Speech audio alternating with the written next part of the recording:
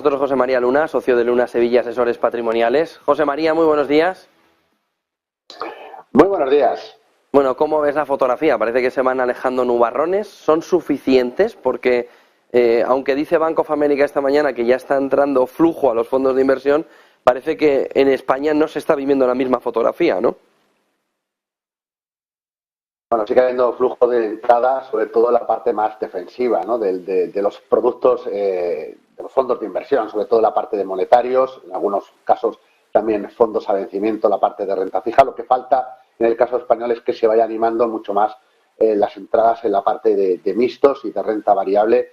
Yo creo que todavía siguen pagando, bueno, pues todos esos nubarrones que hemos tenido en el primer semestre de este ejercicio y también el mal comportamiento que tuvimos el pasado año, que sigue pesando quizás todavía en el ánimo de muchos inversores, sobre todo si no están bien asesorados.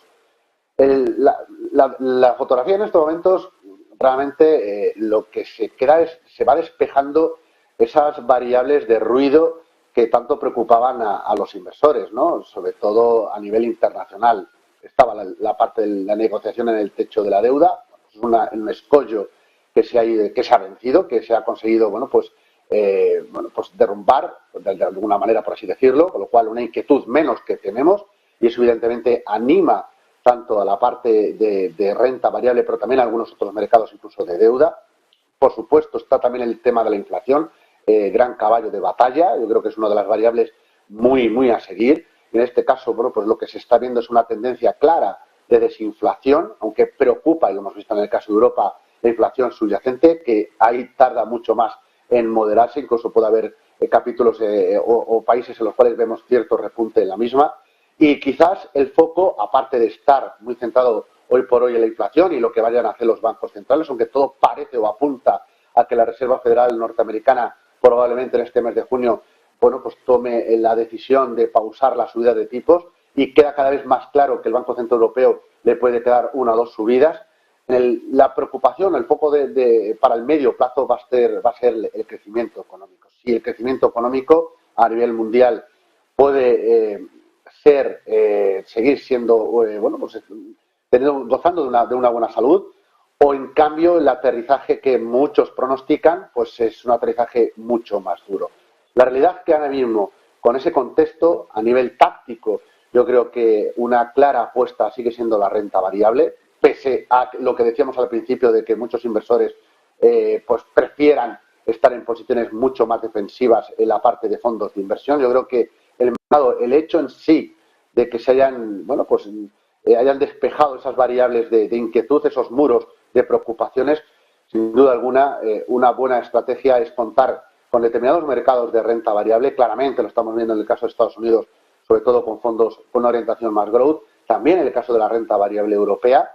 Y en ese sentido, pues yo creo que ser constructivos en la renta variable en estos momentos, y después de que el primer semestre ya hemos tenido una buena evolución en muchos de estos índices, yo creo que de cara a los próximos meses es una estrategia, yo creo que sigue siendo una estrategia ganadora.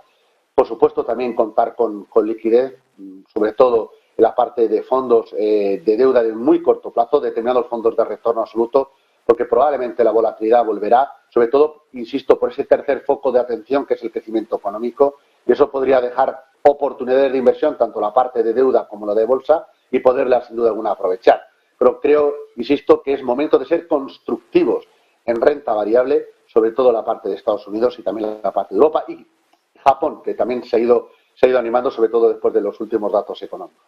¿Es buen momento, José María, para hacer rotaciones de cartera? Por ejemplo, mirando lo que ha sucedido con la inteligencia artificial, aunque ha habido una semana un poco de subidón, pero luego de tener sus dudas y sus problemas, pero ¿es momento de hacer rotaciones? ¿Hay suficientes argumentos como para, en todos esos sectores y en todas esas zonas que nos estás planteando, cambiar o hacer ya rotación hacia ello?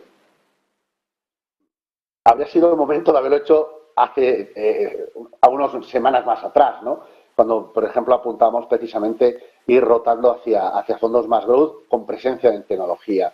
Ha ocurrido mucho, sobre todo el tema de los semiconductores. Es muy probable que tenga cierta pausa, sería lógico y sería además deseable que la tuviera, pero yo creo que sí que es momento de apostar, sin duda alguna, por determinados sectores sobre todo por un estilo de gestión, que es el estilo de gestión más orientado hacia el crecimiento, donde va a haber presencia de tecnología, pero también va a haber determinado presencia en el sector salud, presencia sin duda alguna también en determinados segmentos de consumo, sobre todo en grandes compañías. Y yo creo que en ese sentido sí es momento de aquellas personas que se han quedado muy por detrás porque siguen apostando precisamente por fondos muy orientados hacia el value, con mucha presencia a lo mejor en el sector industrial, en materias primas. Creo que es momento de, sin duda alguna, precisamente por ese tercer foco de atención que decíamos del crecimiento económico y en previsión de la posibilidad de que los tipos de interés se puedan pausar.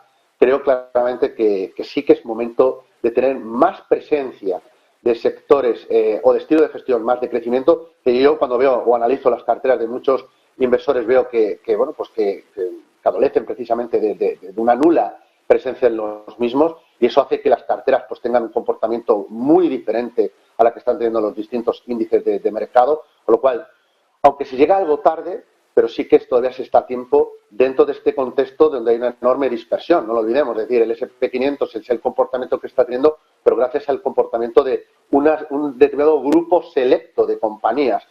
Lo que hace falta es que se vayan uniendo algunas empresas más para que esta subida sea todavía mucho más clara. José María, ¿nombres concretos, fondos que en este momento crees que pueden ser una oportunidad para ese inversor? ¿Nombrecitos que siempre nos pide nuestra audiencia? Pues mira, nosotros ahora mismo en la parte de renta variable, sobre todo si vamos a la parte de tecnología, claramente hay dos nombres propios. Uno de ellos es el fondo de la casa Franklin Templeton, el Franklin Technology Fund, y el otro sería un emblemático que es el fondo de la casa Fidelity, el Global Technology. Como decía el anterior compañero, no solo están los semiconductores, sino también todo lo que es el Nasdaq, o dentro de la tecnología y otras compañías. Y en ese sentido, la excelencia de este equipo de gestión, tanto de uno o de otra casa, tanto Franklin Templeton como Fidelity, son capaces de localizar ese tipo de empresas, ¿no? Con lo cual, apuestas en la tecnología, hay dos nombres propios.